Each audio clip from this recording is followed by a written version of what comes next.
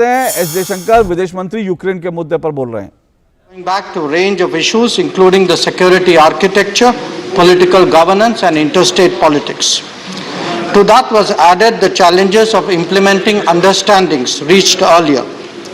What is pertinent to note is that the hostilities placed the Indian community of 20,000 plus in direct danger.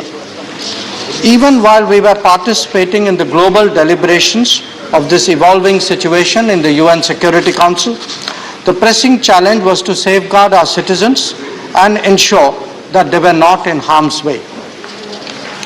At the direction of the Prime Minister, we launched Operation Ganga, thereby undertaking one of the most challenging evacuation exercises during an ongoing conflict situation.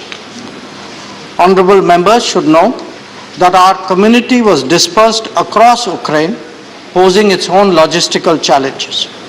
The exercise was undertaken at a time when military actions, including airstrikes and shelling, were underway. It involved movement in a war-torn situation in a large country, at times over 1,000 kilometers, and it required exiting border checkpoints that were clogged by an estimated 26 lakh refugees. The entire exercise involved a whole of the government approach, with the Prime Minister himself chairing review meetings almost on a daily basis. At the MEA, we monitored the evacuation operations on a 24/7 basis as well. We got excellent support from all concerned ministries and organizations, including the Ministry of Civil Aviation, Ministry of Defense, the National Disaster Response Force, Indian Air Force and private airlines. There was an effective coordination with state governments in ensuring that arrangements made by them for return of Indian students to their respective states once they landed in Delhi or Mumbai. Mr. Chairman, let me apprise members of the steps taken in advance of the actual conflict situation.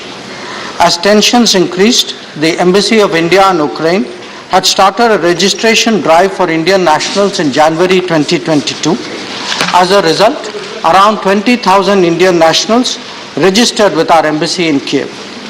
Most of the Indian nationals were students who were pursuing medical studies in Ukrainian universities that were dispersed throughout the country.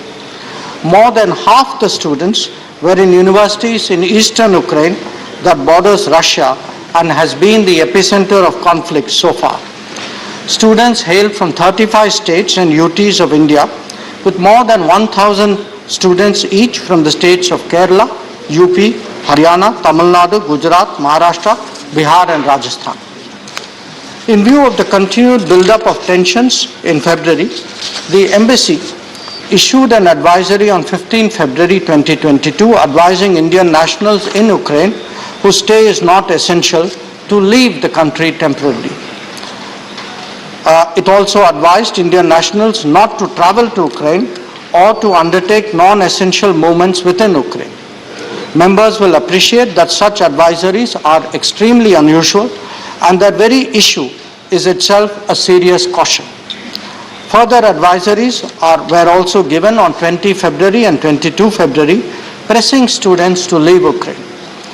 Air bubble restrictions then in force were immediately lifted in consultation with the Ukrainian side to increase the number of direct flights. As a result, around 4,000 Indian nationals departed from Ukraine by direct and indirect flights till 23 February 2022.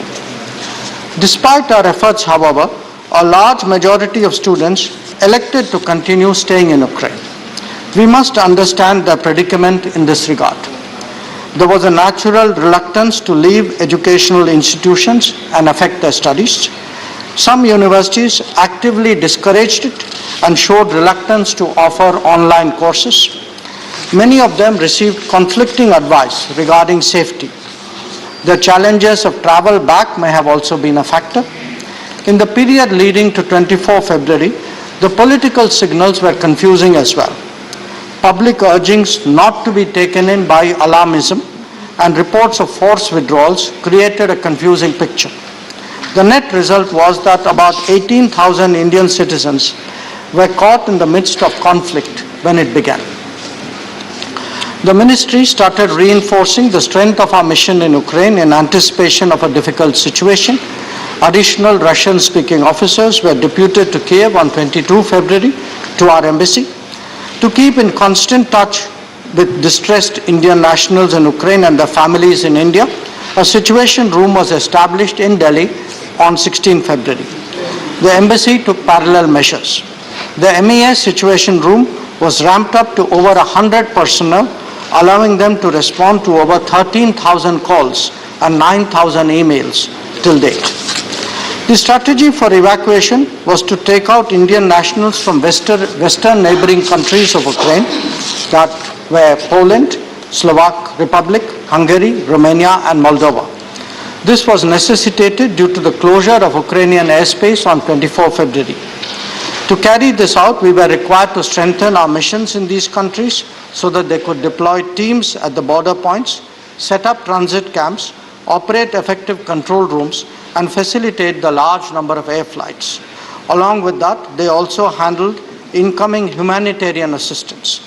47 additional MEA officials were dispatched to ensure these objectives, supplementing a pre-existing embassy strength of 58. Honorable members should appreciate that along with our embassy personnel, these officials have gone to extraordinary lengths in difficult circumstances to ensure that Operation Ganga was successful. Their constant intervention at border checkpoints helped to address severe challenges posed by over-congestion. The liaison with local governments and community organizations was responsible for the boarding, lodging, and medical attention of evacuees. And of course, they handled the complexity of flight operations on the ground so that the return home was a smoother process. Under Operation Ganga, 90 flights have been operated, out of which 76 were civilian flights and 14 were Indian Air Force flights. The evacuation flights were from Romania, Poland, Hungary, and Slovakia. While Indian Air Force rose to the occasion, most of the private airlines, and that includes Air India Express, Indigo, SpiceJet, Vistara, Go Air, and Air Asia, also participated enthusiastically. During this period, Prime Minister himself spoke to the presidents of Russia and Ukraine on multiple occasions.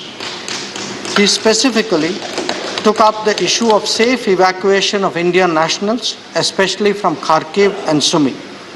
Prime Minister also spoke to the Prime Ministers of Romania, Slovak Republic, and Hungary, and the President of Poland to seek their support for facilitation of entry of Indian nationals to their countries. I most sincerely thank these partner nations for opening their doors and helping our citizens in our hour of need. Chairman, sir, I was also in constant touch with my own counterparts in Ukraine, Russia, Poland, Romania, Hungary, Slovakia, and Moldova for similar reasons. Foreign Secretary maintained contact with ambassadors of Ukraine and Russia and New Delhi, while our ambassador in Kiev and Moscow followed up with their respective capitals. Prime Minister deputed 4 union ministers as special envoys to Romania, Hungary, Slovak Republic, and Poland to facilitate Operation Ganga. This included Shri Jyotiraditya Scindia to Romania, Shri Kiren Rijiju to Slovak Republic, Shri Hardeep Singh Puri to Hungary, and General Shri VK Singh to Poland. Their personal supervision of the evacuation process made a substantial difference in the ease of border crossing and the care taken of our citizens thereafter. The most challenging part of the evacuation exercise was that of evacuating Indian nationals from Kharkiv and Sumy. Both the places witnessed heavy shelling and airstrikes. Many options were worked out to evacuate students through buses and trains. A team from our embassy in Moscow had also been sent to the Russia-Ukraine border to facilitate the possible evacuation of Indian students through Belgorod and Kursk. Many students from Kharkiv were moved to Pesochin in view of anticipated escalation of hostilities. While our efforts were able to stave off some of the more extreme scenarios, their presence in a safety zone allowed for subsequent ferrying through buses to the western borders. The Sumy evacuation, which was the last one on a significant scale, was also extremely complex as our students faced the prospect of being caught in crossfire. Their evacuation from the city needed a credible ceasefire, a daunting challenge in the current situation.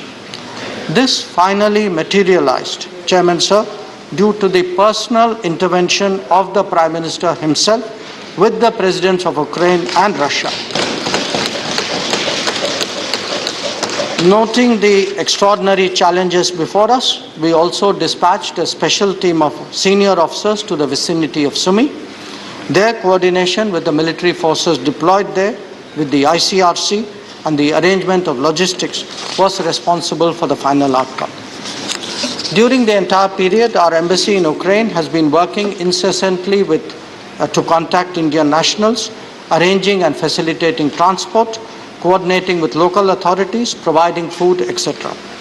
Throughout the evacuation exercise, our embassy was in constant touch with the Ukrainian authorities. We appreciate their positive response to our requests during this period. Their intervention was responsible for running additional trains needed for the evacuation exercise.